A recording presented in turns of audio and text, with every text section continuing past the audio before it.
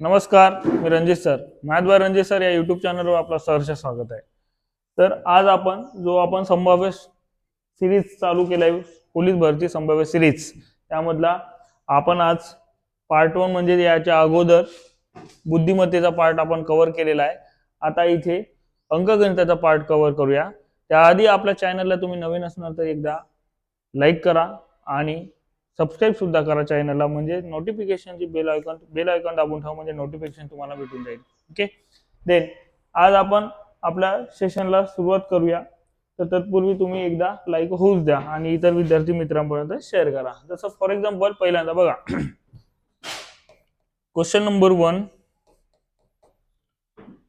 5 क्रमवार संख्येची सरासरी 48 आहे. तर पहिला क्रमवार सरासरी, ठीक आहे, 5 म्हणताय. 5 म्हटल्यानंतर मधली संख्या तुमची सरासरी असते. क्लिअर. देन मग त्या क्रमवार म्हटल्यानंतर एक पुढे पुढे या पद्धतीने इकडे 2 असणार, 1 2 आणि इकडे 2, कारण मधली संख्या तुमची क्रमवार. देन काय होणार, इथे 47 आणि इथे काय होणार 46. क्लिअर. देन इथे काय होणार मग 49 आणि 50.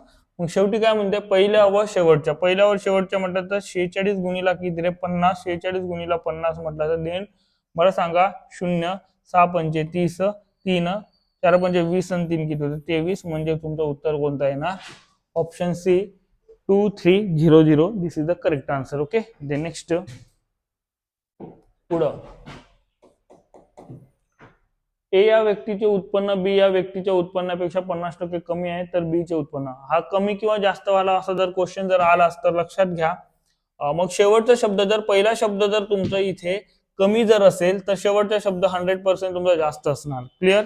मग असं विरुद्धार्थी किंवा त्या पद्धतीने जर असेल तर किती टक्के जास्त, असं जर प्रश्न तुम्हाला तिथे फाइंड आउट करायचा आहे किती टक्के जास्त, तर जेवढे टक्के आहे टक्के डिवायडेड बाय 100 मायनस टक्के जे काही कमी होत आहे ते. क्लिअर. गुणीला काय असतंय आपलं 100% असं तिथे मेंटेन आहे. म्हणून 50 भागीला काय होणार 100 वजा 50 गुणीला काय आहे 100%. अशा पद्धतीने विषय आहे.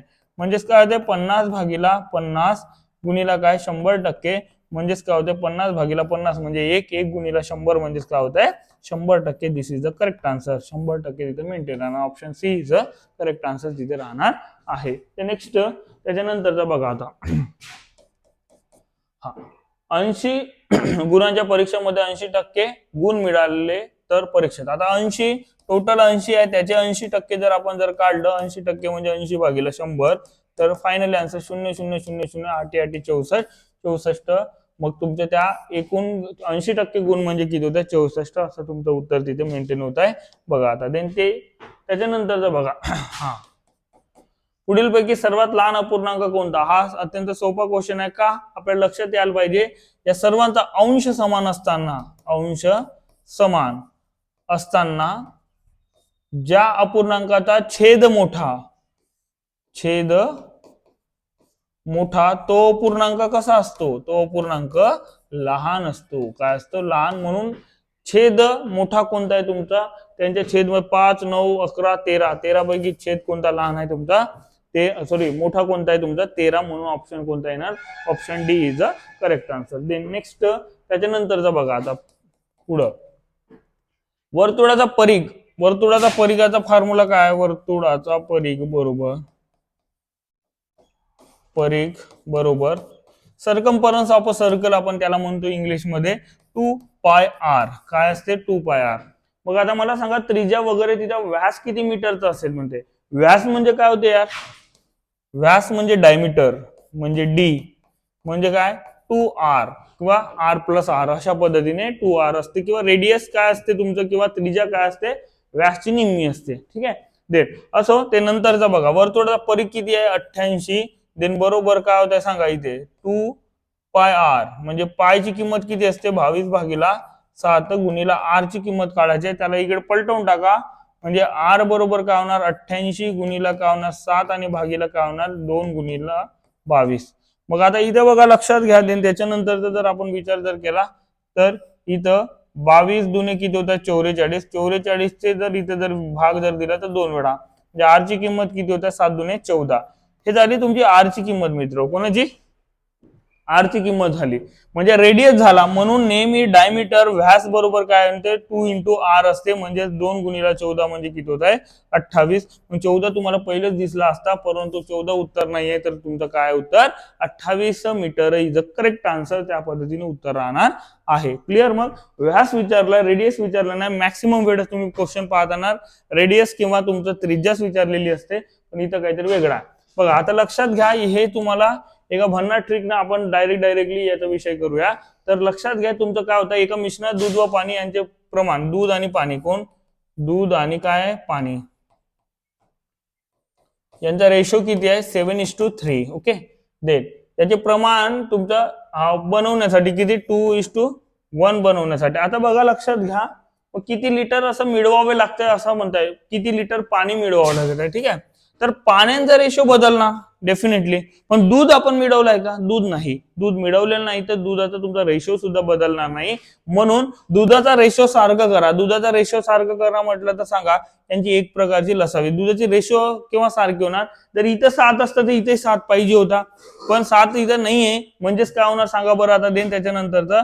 म्हणून यांच्या लसावी मेथडनं बघा, या 2 ने इथं गुणून टाका, इथे या 7 ने इथं गुणून टाका, म्हणजेच इकडची क्वांटिटी तुमची समान झाली पाहिजे. मग इकडे 2 न गुणलं तर इकडे सुद्धा तुमचं 2 न गुणावं आणि इकडे सुद्धा तुमचं 7 न गुणावं, या पद्धतीने असं राहणार. म्हणजेच लक्षात घ्या, इथे तुम्हाला दूध सारखं करायचंय, कारण पाणी मिळवत आहे. जर पाणी मिळवलं असता, दूध मिळवलं असतं तर पाणी आपण सारखा करून घेतला असता. क्लिअर. मग ओके. लसावी मेथडनं आपण तिथं सारखा जर केला तर नंतरचं गुण होतं सांगा 7 दुने किती होतं 14, आणि इकडे काय होतं सांगा बरं 6, आणि देन इकडे काय होतं 7 दुने 14, आणि देन काय होतंय 7. आता मित्र जरा लक्षात घ्या यार, इथे जर तुमचं जर उत्तर जर काढतं किती लिटर मिश्रण आहे, मिश्रण आहे तुमचं 80 लिटर मिश्रण, त्याच्यामध्ये जुनं गुणोत्तर किती आहे ते बघा. लक्षात घ्या जुनं गुणोत्तर किती आहे तुमचं. मग आता देन या दोघांची, कारण मिश्रण म्हटलं दोन्ही घटक आहे 14 + 6, आणि देन मग आता तुम्हाला जर उत्तर कोणाचा काढायचं आहे, त्याच्यात किती लिटर पाणी टाकले बघा, 6चा रेशो 7 झाला, म्हणजे यांच्यातला फरक काढायचा आहे. फरक म्हणजे 7 - 6 होणार मित्र. तर लक्षात घ्या 80/20 गुणिला काय होणार 7 - 6 म्हणजे 1, म्हणजे इथं किती वेळा 4 वेळा, म्हणजे 4 लिटर पाणी टाकावं लागेल. किती लिटर 4 लिटर. तुम्ही जर वेगळ्या मेथडनं आतापर्यंत जे ट्रॅडिशनल मेथड तुम्ही अप्लाय केले ते तशाही पद्धतीने जाता येते. बघा लक्षात घ्या 80 लिटर आहे की नाही, 80 लिटरचे तुम्ही पहिल्यांदा 7:3 प्रमाणामध्ये जर वाटले तर 7 + 3 म्हणजे किती होत आहे 80 किती होणार तुमचं इथे 10, म्हणजे एका लिटरची व्हॅल्यू 8 येत आहे. किती येत आहे 8. मग आता देन इथं त्याच्यानंतरचं मला सांगा, मग 7 जर म्हटलं तर किती होतं 7 8, इथं 8 ने गुणलं 7 8 56, आणि 3 न जर गुणलं तर किती होतं 3 × 8 म्हणजे किती होतं 24.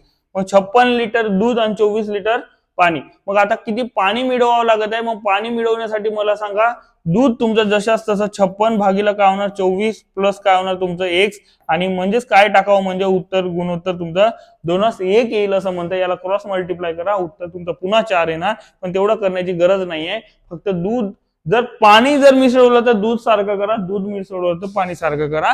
डेफिनेटली लसाव मेथडनं सारखं जर केले तर जुनं गुणोत्तर किती आहे ते त्याच्यामध्ये डिवायडेशन करायचं, आणि त्यांच्यामधला जे फरक जाणवला ते फरक तुम्हाला तिथे मेंटेन करायचं, देन डायरेक्टली उत्तर येणार. क्लिअर. मग ओके. देन नेक्स्ट त्याच्यानंतरचा बघा, एक कार जाताना 30 km/h वेगाने जाते व परत येताना तिचा सरासरी वेगचा आहे. इथं डायरेक्टली जर अंतर जर सारखं असेल तर एक फॉर्म्युला आहे, काय होणार तुमचा 2 × xy/x + y. म्हणजे xy म्हणजे काय, x + y म्हणजे काय, हे महत्वाचं आहे. म्हणजे तुमचा वेगांचा गुणाकार आणि वेगांची बेरीज अशा पद्धतीने आहे. म्हणून 2 × काय होणार 2 × काय होणार 30 × काय होणार 20 डिवायडेड बाय काय होते सांगा बरं 30 + 20. क्लिअर.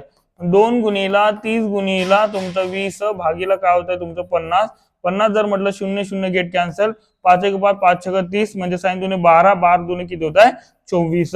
असं तुमचं उत्तर येणार आहे. म्हणून option D is a correct answer. अशा पद्धतीने तुमचं तिथे फक्त थोडं लक्षात ठेवा, जर डिस्टन्स जर सारखं असेल तर डिस्टन्स जर सारखं नसेल तर नंतर जे अजून क्वेश्चन असणार त्यामध्ये आपण बघूया. ठीक आहे. परंतु डिस्टन्स किंवा अंतर जर सारखं असेल तर 2 × वेगांचा गुणाकार भागीला वेगांची बेरीज या प्रोसिजरनं तिथे चालणार आहे. तर बघा आता ठीक आहे, एका पाईपने एक टाकी 4 तासात भरते. मग 4 तासात भरते एक टाकी किती, एक टाकी किती तासात 4 तासात. 4 तासात म्हटलं तर काय होते सांगा बरं 4 तास 4 तास आणि तिकडचा मिनिटाचा विषय आहे. 4 गुणिला किती होणार तुमचं 60 म्हणजे किती 240 मिनिटे. 240 मिनिटे एवढ्या वेळात भरताय. मग आता ते 240 मिनिटात जे भरताय ते 5 पाईपने, किती पाईपने 5 पाईपने किती तेवढीच कॅपॅसिटी आहे ना. 240 मिनिटात भरणे इतकी कॅपॅसिटी आहे. आता 5 नळ तेवढ्याच तुमच्या याचे जर भरले तर 5 नळाने म्हटलं तर काय होतं तुमचं 240 भागीला 5 जर म्हटले तर 5 एका नळाने भरण्यासाठी तुमचं 240 तर इथं किती 4 वेळा आणि 8 वेळा म्हणजेच किती होत आहे 48 मिनिट. 48 मिनिट असं तुमचं उत्तर येणार आहे. Option D is correct answer तिथे राहणार आहे. समजलं का? या पद्धतीने जरा थोडं विचार करणे होता. नेक्स्ट आता बघा हा सोपा क्वेश्चन होता. म्हणजेच काय होत आहे मायनस ऑफ -11 प्लस इथं -19. आता छेद समान आहे तर एका छेदामध्ये घेता येईल. मायनस ऑफ मायनस म्हटलं तर काय होणार plus plus 19 plus into minus -19 आणि देन भागीला 2 म्हणजे उत्तर काय ते बघा 11 वजा 19 म्हटलं तर 19 वजा 11 म्हटलं तर 1 प्लस 1 मायनस मायनस होणार तुमचा 8 आणि काय होणार मायनसचं चिन्ह मेंटेन राहील -8 भागीला 2. याचं उत्तर जर सोडवलं तर -4 इथं करेक्ट आन्सर. -4 तिथं नाहीये पण 8 भागीला 2 आहे म्हणून तेच उत्तर आहे. समजत आहे का? जास्त पुढे जाण्याची गरज नाही. डायरेक्टली भेटून गेला विषय संपला तिथे. ठीक आहे. नेक्स्ट देन त्याच्यानंतरचा बघा लक्षात घ्या आता पुढचं. हा जेव्हा या टाईपचा क्वेश्चन जर म्हटलं तर आता बघा हे इकडे लिहिणार देन त्याच्यानंतर आपल्याला माहिती नाही या दोघांची बेरीज होते बेरीज करून घ्यायची विषय संपला तिथे. मग 18 अधिक काय 18 834 प्लस काय होणार सांगा 818.34 अशा पद्धतीने होणार मेंटेन. मग इथं काहीच नाही 0 4 इथं 7 आणि इथं किती रे 11चे 1 8चा 1 म्हणजे 16 ने 1 काही 17 आणि देन इथे 3 आणि इथं 8 म्हणजेच काय होणार तुमचं 837.174 अशा पद्धतीने आहे.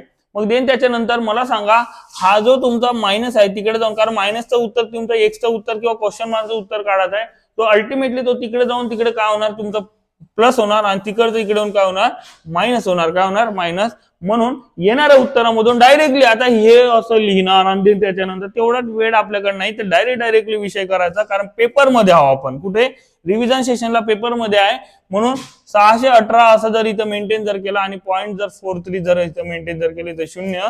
देन त्याच्यानंतरचा बघा इथं 4चं 4 राहणार मग एकक स्थानी 4 असणार सर्वच आहे काही विषय संपला तिथे. आता इथं 4 देन इथं 1 वजा 4 1 वजा 4 म्हणजे काय होतं नाही जात म्हणजे 11 वजा 4 म्हणजे किती होत आहे 7 आणि देन त्याच्यानंतर इथला एक कमी झाला म्हणजे 6 16 वजा तुमचा 8 म्हणजे किती होतं 8 म्हणजे देन त्याच्यानंतर इथे 744 इथे आहे आणि इथे आहे इथे नाहीये इथे नाहीये. ठीक आहे विषय संपला आणि देन त्याच्यानंतर पहिला घटक 8 येणार म्हणजे ठोकून त्यानंतर नंतर पाहायला गेला. समजत आहे का? मग या पद्धतीने तुम्हाला इथे जर तुम्ही सोडवलं असते तर पॉईंट आला असता आणि देन इथं 1 आला असता आणि इथे किती आला असतं तिथे 2 218.744 is the correct answer. Option B is the correct answer तिथे मेंटेन राहणार आहे. देन बघा 33 ते 66 पर्यंत एकूण विषम संख्या किती म्हणताय तर एकूण विषम संख्या काढण्यासाठी एकूण संख्या काढावं लागतील. एकूण संख्या कसं काढतो आपण सांगा बरं. एकूण संख्या कसं काढतो शेवटची संख्या मायनस काय करतो आपण पहिली संख्या. मग शेवटची संख्या कोणती शेवटची संख्या मायनस काय करतो आपण शेवटची संख्या मायनस फर्स्ट किंवा पहिली संख्या. मग आता देन त्याच्यानंतर शेवट मग प्लस काय करतो मग +1 करायचा स्वतःला विसरा पण +1 करणं विसरू नका. देन मग आता देन त्याच्यानंतरचा सांगा 66 वजा काय होणार तुमचं 33 आणि अधिक किती होत आहे तुमचा 1 म्हणजे 33 अधिक 1 काय होत आहे तुमचं 34.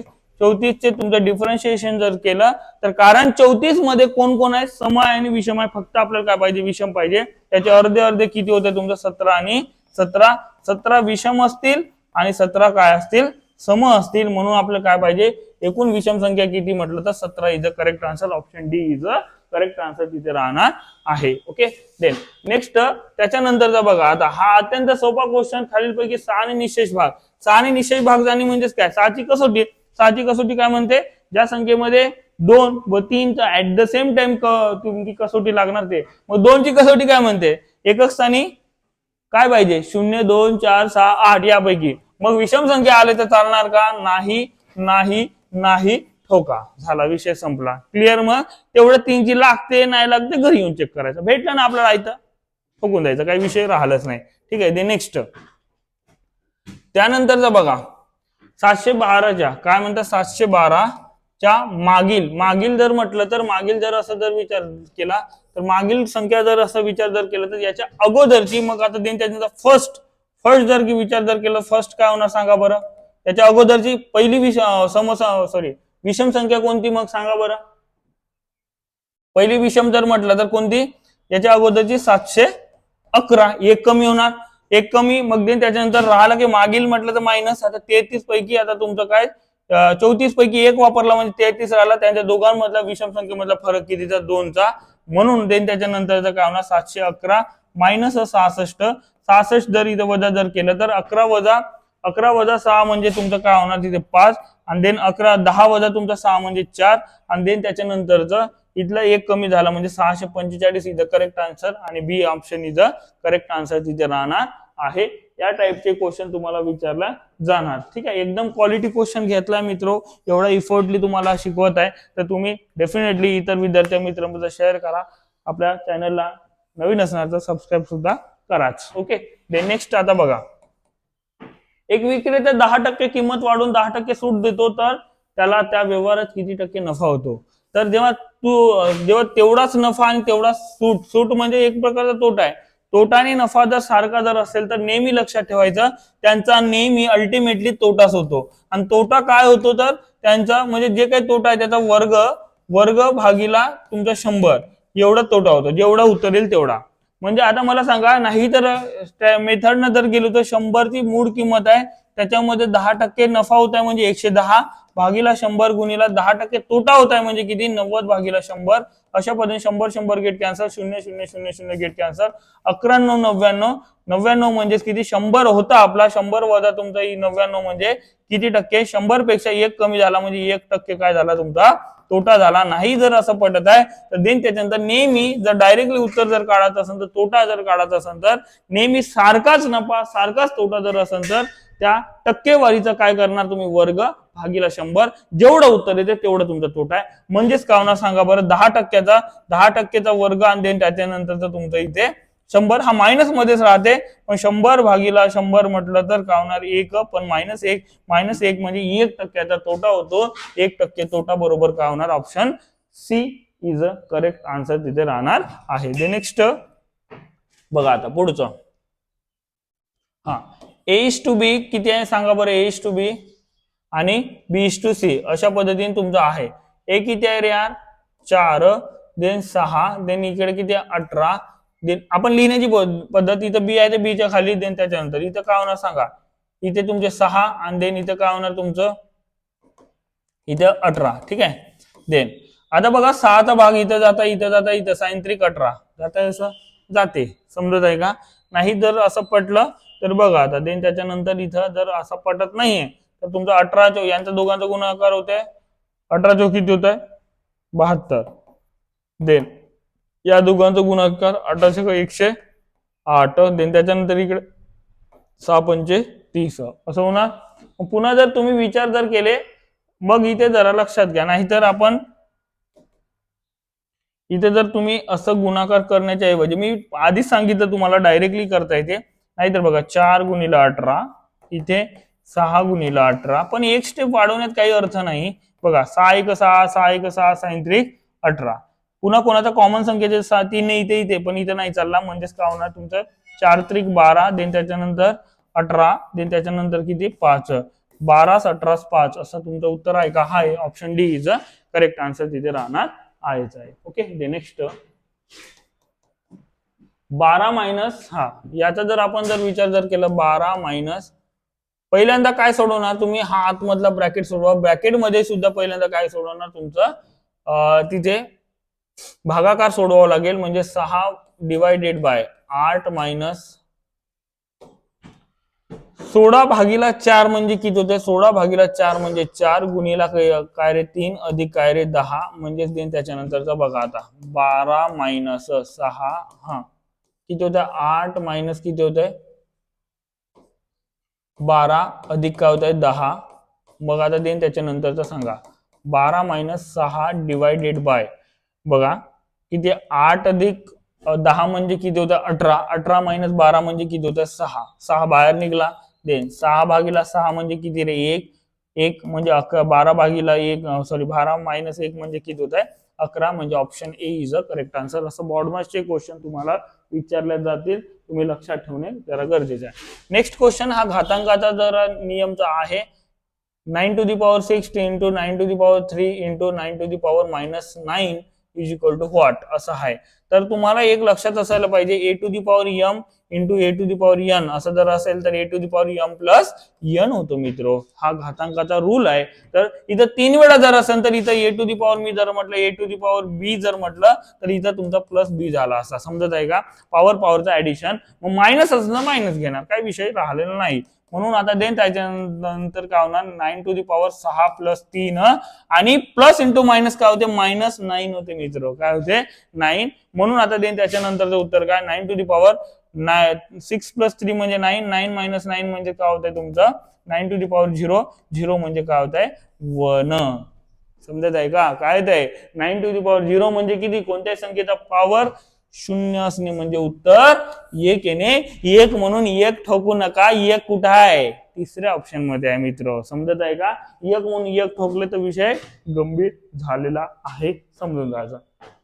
बघा 50 ग्राम चहाची एक पुडी याप्रमाणे 10 किलोग्राम चहाच्या. आता हे काय विषय बघा लक्षात घ्या. आता 50 ग्रामच्या पॅकेज तुमच्या 10 किलोग्राम तुमच्याकडे आहे. 10 किलोग्राम म्हटल्यानंतर काय होणार 10 गुणीला काय होत आहे सांगा बरं. किलोग्राम म्हटलं तर तुमचं एकंदरीत पूर्णपणे बघा 1 किलोग्राम म्हटलं तर काय होणार 1 kg. 1 किलोग्राम म्हटलं तर 1000 ग्रॅम. किती 1000 ग्रॅम. तर 10 किलोग्राम म्हटलं तर 10 गुणीला 1000 ग्रॅम. आणि एवढं जे काय आहे ते तेवढं तुमचं 50-50च्या पुढे बांधायचे, काही विषय नाहीच आहे. Then 0 0 get cancel. 5 1 5, 5 दुने 10 म्हणजेच काय 2 वरची 2 शून्य म्हणजे किती पुड्या बनतील एकंदरीत पुड्या किती होणार तुमचा 200 पुड्या. म्हणून तुमचा ऑप्शन कोणता येणार option D is a correct answer तिथे राहणार आहे.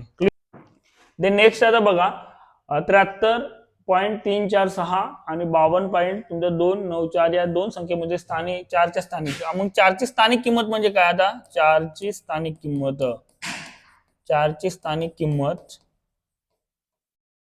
4ची स्थानिक किंमत बघा लक्षात घ्या. 4ची स्थानिक किंमत किती होत आहे.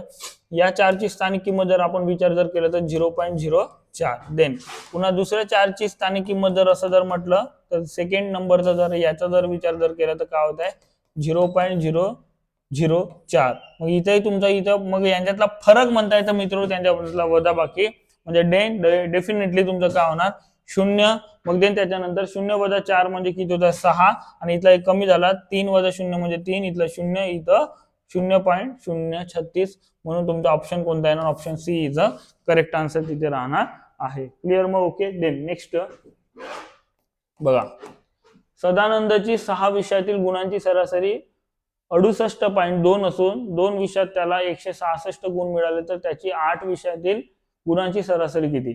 आता मला सांगा नेहमी एकूण जर आपण गुण जर काढताय किंवा बेरीज जर काढताय सरासरी गुणीला घटक असते. सरासरी गुणीला काय असते एकूण घटक असते. ठीक आहे. मग सरासरी किती आहे तुमची 68.2 किती घटकांची 6 विषयांची. क्लिअर. पहिल्यांदा ते आपण गुणाकार करून घेऊया. साइन दुने 12 चे 2 हातचा 1 देन साइन 48 48 आणि 1 किती होत आहे 49. देन 48 आणि 1 49. देन त्याच्यानंतर राहिलं काय 4 6 6 36 आणि हे किती होत आहे 409.2. परंतु पुन्हा 2 विषयात म्हटलं 2 विषयाची किती आहे 2 विषयाची किती आहे सांगा बरं. 2 विषयाचे गुण किती आहे 166.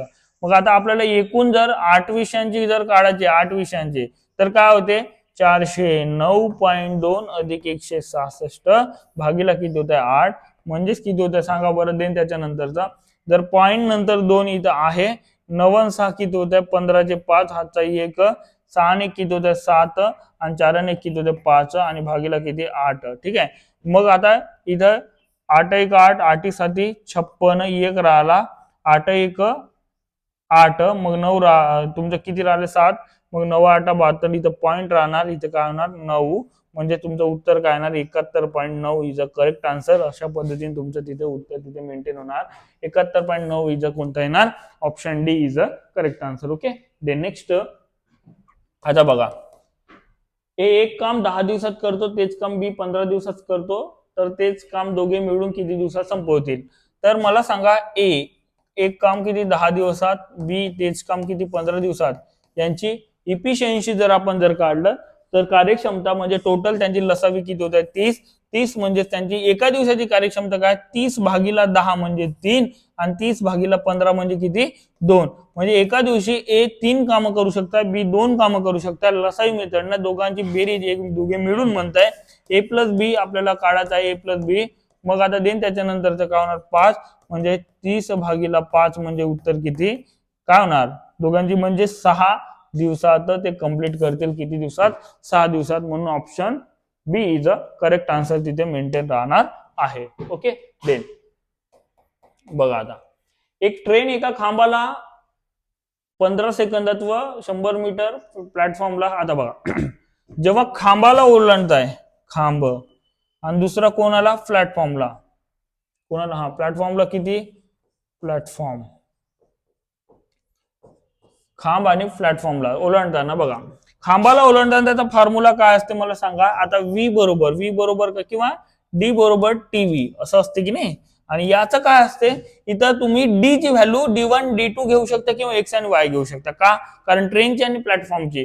मग एक्स प्लस वाय असं घेऊया आपण, एक्स प्लस वाय बरोबर टी व्ही. मग यावरून जर व्ही जर आपण जर विचार जर केला व्ही बरोबर काय होते D/T आणि देन इथे काय होते व्ही बरोबर काय होणार तुमचं x plus Y divided by T असं राहणार. समजत आहे का. मग यानुसार तुम्हाला असा विचार करावा लागेलच. मग आता देन त्याच्यानंतर बघा डिस्टन्स इथला काढायचा आहे, अंतर काढायचं आहे रेल्वेचा. मग व्ही बरोबर इथं काय होणार हे डी आपल्याला माहिती पाहिजे. मग आता टी किती आहे 15 सेकंदात, किती 15 सेकंदात. आणि एक्स मधला माहिती नाही, एक्स म्हणजेच ते डी आहे, याला एक्सही कन्सिडर करू. आणि वाय म्हणजे प्लॅटफॉर्मची किती आहे 100 मीटर आहे, 100 मीटर. आणि त्याला किती वेळा ओलांडत आहे सांगा बरं 25 सेकंदात. म्हणून हे व्ही. मग दोन्ही स्पीड ते एकच ट्रेन असल्यानं स्पीड सारखं असते. मग इकडे बघा तुम्ही एकतर व्ही इकडे घेऊ शकता तिकडे घेऊ शकता, नो डाऊट काही विषय नाही. तर मला सांगा आता देन त्याच्यानंतरचा इकडे व्ही लेफ्ट हँड साइड जर आपण यालाच असंच लिहिलं याच्यानंतर डी डिवायडेड बाय 15 बरोबर व्ही जर असं म्हटलं तर राईट हँड साइड इक्वल आहे. म्हणजे तुमचं त्यांनी लेफ्ट हँड साइड म्हणजे डावी बाजू तुमची समान होते. डावी बाजू समान होते म्हणजे काय होते डी भागीला किती होते 15 बरोबर काय होणार तुमचा डी म्हणजे तो हे रेल्वेची डिस्टन्स आहे म्हणून ते एक्स आणि डी तुमचा सारखाच राहणार. म्हणून याच्या ऐवजी आपण एक काम करूया, या डी ऐवजी एक्सच घेऊया. काय घेऊ जर एक्स जर घेतला एक्स बरोबर एक्स भागीला 15 बरोबर किती एक्स प्लस किती होत आहे तुमचा 100 भागीला किती होत आहे रे 25. आता क्रॉस मल्टिप्लाय करू शकता, नाहीतर बघा लक्षात घ्या याला इकडे ट्रान्सफर करून आता बघा इथं हा 15 तिकडे जाऊन गुणाकारात जाणार की नाही. म्हणून हा 25 जर आता एक्स इथं राहिला आणि देन त्याच्यानंतरचा एक्स प्लस 100 डिवायडेड बाय 25 आणि गुणीला काय होणार तिकडे 15 5 त्रिक 15 आणि देन त्याच्यानंतरचं इथे 5 5 25 म्हटलं देन हा 5 इकडे जाणार. आता 5 इकडे जाऊन तिकडे काय होणार मग 5 गुणीला एक्स म्हणजे होणार 5x. मग 3 गुणीला आता बघा एक्स अधिक काय 100 गुणीला इकडे काय राहिलं 3 मग 5x बरोबर किती रे 3x प्लस काय होत आहे 3 गुणीला 100 म्हणजे ब्रॅकेट मल्टिप्लिकेशन 300. मग हा इकडे जाणार म्हणजेच काय होणार 5x वजा काय होणार 3x बरोबर काय 300 म्हणजे 2x बरोबर काय होणार म्हणजे x बरोबर 2x बरोबर काय होत आहे 300. तर x बरोबर किती होत आहे मग तुमचं 300 भागीला 2 म्हणजे 150 अशा पद्धतीने. म्हणजे रेल्वेची लांबी किती आहे ट्रेनची लांबी किती आहे 150 मीटर असं तुमचं तिथे उत्तर राहणार आहे. किती 150 मीटर. Okay clear. मग समजलं या पद्धतीने तुमचं. आता बघा 10 मुलांना 20 किलो साखर 30 दिवस पुरते. तर आता इथं बघा थोडं ट्विस्ट आहे. 20 किलो साखर म्हणजे एक प्रकारचा काम आहे, कामा ठिकाणी आहे, समजत आहे का. म्हणून इथं M1 आता देन त्याच्यानंतर मग M1 D1 आणि W1 M2 D2 आणि W2 आपल्याला तिथं विषय करायचा आहे. ठीक आहे. मग M1 किती आहे 10 मुलांना गुणीला काय आहे 30 दिवस पुरते. किती साखर 20 किलोची. देन इथं किती एका मुलाला एक मुलाला D2 आपल्याला काढायचं आहे आणि W2 किती आहे तुमचं 2. मग आता देन याला पलटवून टाका म्हणजेच काय होणार 20 गुणीला 30 गुणीला 2 भागीला काय रे 20 गुणीला काय होता इकडे बरोबर काय होता D2. ठीक आहे 0 0 गेट कॅन्सल बे एक बे गेट कॅन्सल म्हणजे D2 बरोबर किती दिवस पुरणार 30 दिवस पुरणार गुणिला 10 गुणिला 3 म्हणजे किती 30 दिवस असं तुमचं उत्तर यायला पाहिजे. म्हणून ऑप्शन कोणता येणार option D is a correct answer तिथे राहणार आहे. ओके नेक्स्ट त्याच्यानंतरचा बघा 1 ते 1000 मधील 3 अंकी संख्या एकूण संख्या किती आहेत असं तुम्हाला जर प्रश्न विचारला तर एकूण संख्या 3 अंकी संख्या कुठून स्टार्ट होते जर काहीच आठवलं नाही असं 900 उत्तर आहे. आपण बॅच मध्ये डायरेक्टली सांगत असं 3 अंकी 4 अंकी काय आहे तर 900 उत्तर आहे. परंतु मला सांगा कसं काढणार मग 3 अंकी संख्या स्टार्ट कुठून होते 3 अंकी संख्या 100 पासून 3 अंकी संख्या स्टार्ट तर जाणार कुठं 3 अंकी संख्या 999 पर्यंत. शेवटी मला सांगा एकूण संख्या जर काढायचं असेल तर काय करावं लागते शेवटची संख्या मायनस पहिली संख्या म्हणजे 999 वजा काय होणार तुमचं 100 म्हणून आणि प्लस 1 करतो आपण पहिल्यांदा वजा बाकी करून घेऊ 9 9 8 मग प्लस 1 म्हटलं तर उत्तर काय तर 0 देणी ही 1 म्हटलं तिथं 0 देणी तर 900 899 अधिक 1 म्हटलं तर 900 अशा पद्धतीने तुमचं उत्तर कोणतं option D is a correct answer राहणार आहे. आय होप तुम्हाला हे व्हिडिओ लेक्चर एकदम व्यवस्थित मस्त वाटले असणार तर तुम्ही आपल्या चॅनलला लाईक करा शेअर करा आणि चॅनलला नवीन असणार तर सबस्क्राईब केल्याशिवाय पुढे जाऊ नका. इतर विद्यार्थी मित्र दुसऱ्या म्हणजे पुन्हा विद्यार्थी मित्रांना सांगा म्हणजे जेणेकरून तुम्हाला फायदेशीर ठरणार आहे. क्लिअर मग ओके भेटूया नेक्स्ट लेक्चर मध्ये. धन्यवाद.